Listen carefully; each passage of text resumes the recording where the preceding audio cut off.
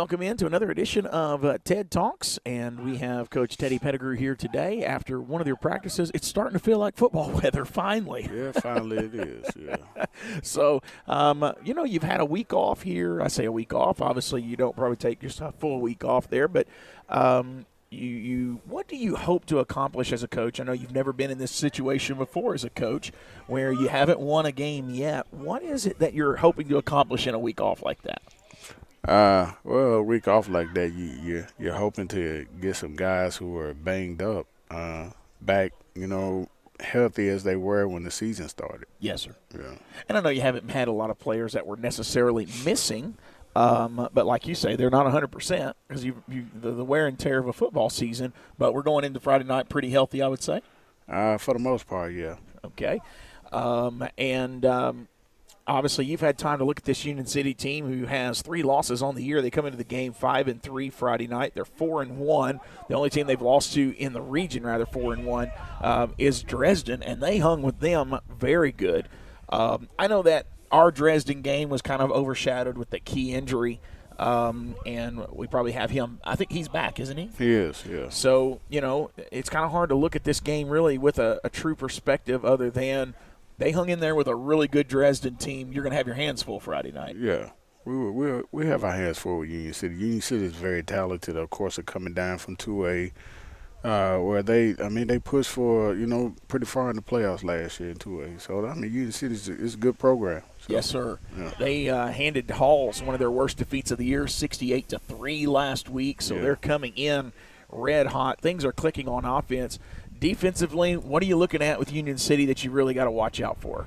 Union City is responsibility of football. Because they run that triple option pretty well. Okay. So you just everybody's got to be in the spot where they're supposed to be. If not, they're going to find the holes and find where you're not. If you're not covering that gap, they'll hit you right there in that gap. So.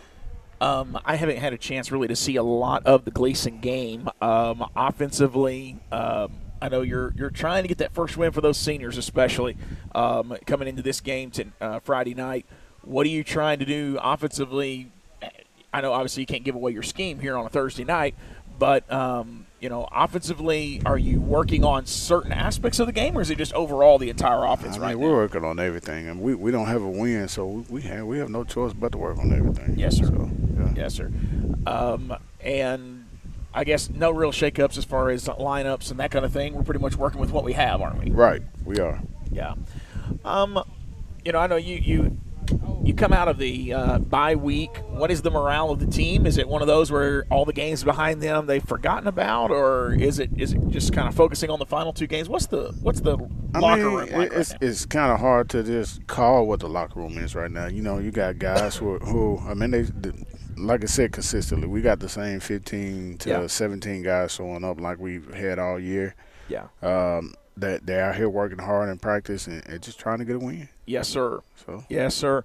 And, you've had a couple of those games that were right there. We obviously close doesn't it doesn't count in the win and loss column, but this team has battled hard. And the fight in Gleason, you were winning from what I hear. You were winning most of that game. Yeah, we were winning most of that game. We had some unfortunate situations happen with us. I just don't know how adults get so bent out of shape when children are asking them questions. We actually had a referee that was on our sideline that our receivers and our DBs would ask him, "Am I back far enough?" Yeah. And he would ignore them.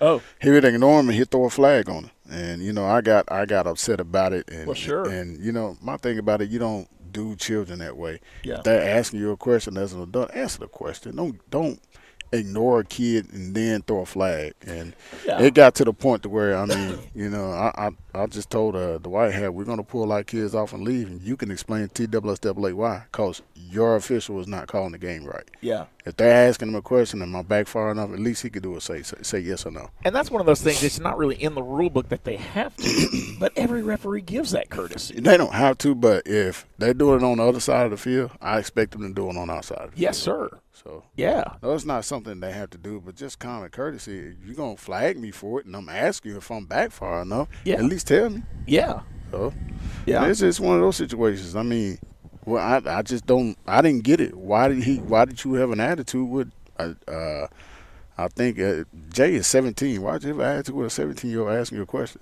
Yeah. And then when they ignore Jay, Jay's like, "Sir," and he throws the flags off. Yeah, I told him he was being disrespectful or something like that.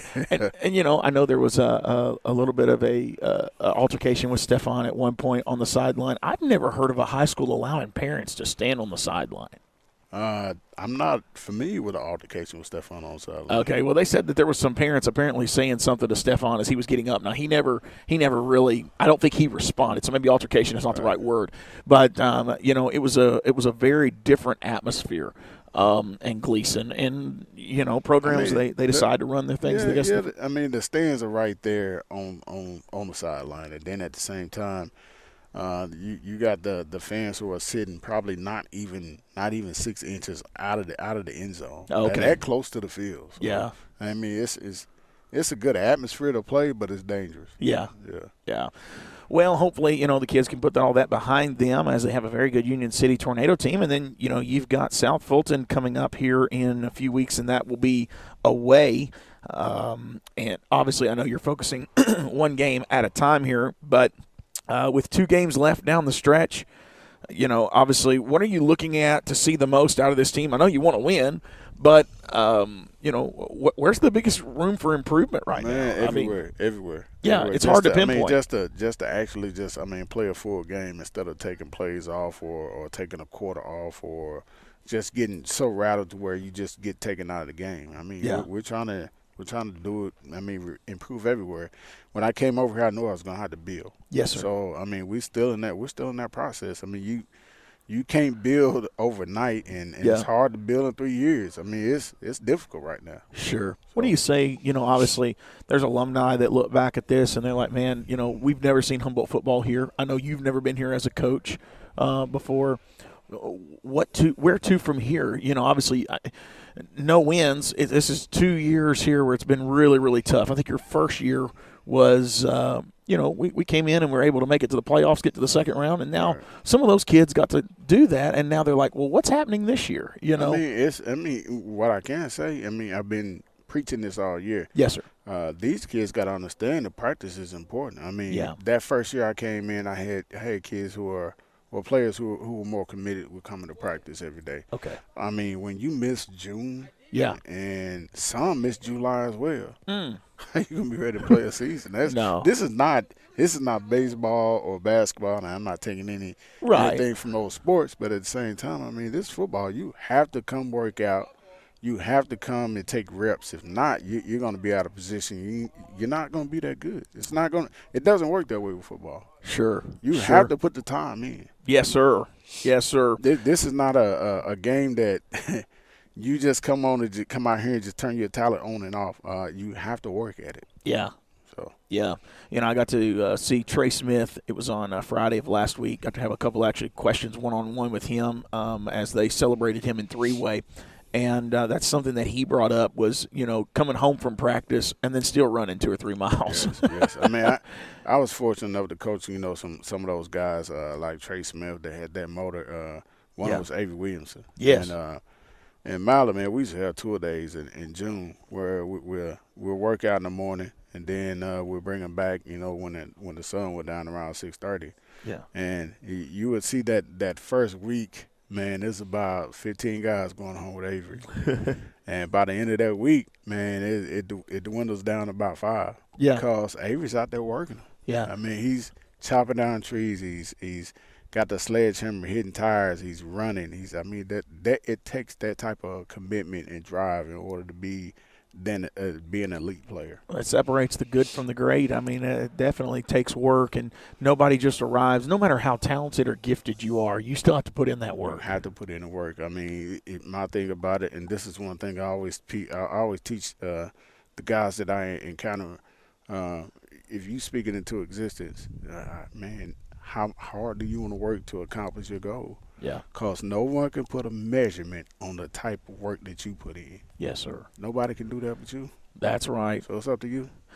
What would be the word to the fans? It's a final home game. We want a lot of fans here. I know we haven't seen the greatest results, and I know there's a lot of downers out there that say, man, Friday night's going to be a tough night. These kids still deserve to have that support, no matter how the score goes. Come out, support these kids. I mean, That's what somebody did for you one day. Come That's on, right. support them. That's right. We look forward to Friday night. We will be on the air 6:30 with our pregame show, and kickoff is at 7 o'clock.